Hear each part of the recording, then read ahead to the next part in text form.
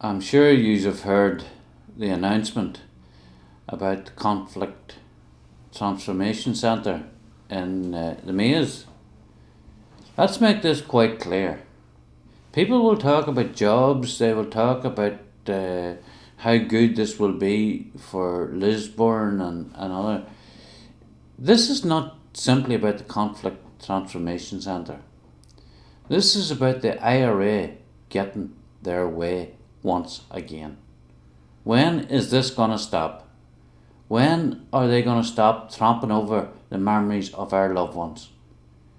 If they were genuine and they only wanted to create a conflict transformation centre, bulldoze the hospital wing, what about the people who were murdered on the streets while these people were starving themselves to death, while they were committing suicide in this H block hospital wing? Does people actually think that the hospital wing was a coincidence? That they listed it by a coincidence? No. It was listed because this is where Bobby Sands and them basically starved themselves to death, committed suicide.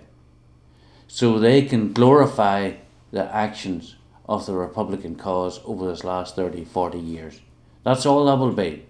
A glorification of the butchery of what happened to our people, because they will say how badly they were treated and how hard they had to go through a system that was so brutal to them, when in reality they were never as well fed in their life until they went into the Maze prison, half of them. We have a wooden cross in one of the worst atrocities, a metal cross at one of the worst atrocities in the history of this country. It was so brutal, it's just unbelievable. That's what we have. They then go and stick 18 million to remember these murderers, cutthroats. They then say, oh, we've balanced the books because we also kept where Billy Wright was shot. And all they will do is they will keep that where they can go and glorify the actions of the brave volunteers who killed a leading loyalist. So not only are they winning once, but they're winning twice. They talk about jobs. This will create jobs. Of course, build the rest of the complex. Build the rest of the programme that they're putting in place. Build it. But knock the H blocks down. Because if they don't, sooner or later, we're going to have to do it. We will have to knock the H blocks down, and people like myself will end up having to go to jail. But we're not going to let the politicians off the hook by doing that before they build it.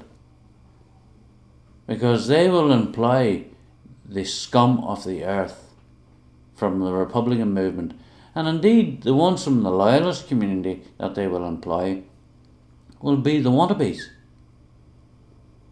Will be the boys who racketeered, stole and robbed from their own communities. Yesterday we had a meeting with the Northern Ireland Affairs. It didn't get off to a good start. The families and myself were standing, and Peter Robinson and Martin McGuinness came walking out. Now, unfortunately, Peter put his head down and never spoke to the families. I don't mind him not speaking to myself, but he never spoke to the families. And then Martin, he came out. Of course, he held his head up high. We then went into the meeting with the Northern Ireland Affairs. It didn't get much better. It didn't get off to a good start either. We were basically told that one side was no different than the other. In other words, we are every bit as guilty as the other side. You can imagine where the meeting went from there. Now, some of the men I have a lot of respect for. It was on the Northern Ireland Affairs. The other ones, I don't know, only the plane landed in Northern Ireland. They might as well have been in the Isle of Man, but that's another story. This is the problem here. We cannot allow this to take place, because it is bad enough if you consider what happened in the south of Ireland. There is no memorial put up in the south of Ireland where the IRA were allowed to justify what they did in the 1920s or the 1930s or the 1940s. But what are we going to do? After 40 years of butchery, we're going to allow them to build a conflict transformation centre that will glorify the butchery of the unionist people. And yesterday, the First Minister and the Deputy First Minister walked out of a meeting. We were going into that meeting after them. The First Minister had his head down. He never spoke to one of the Kingsmills families, while the butcher of the Bogside was walking behind him. Were they ashamed of us? Was he ashamed of the Protestant people who've been butchered? I don't know.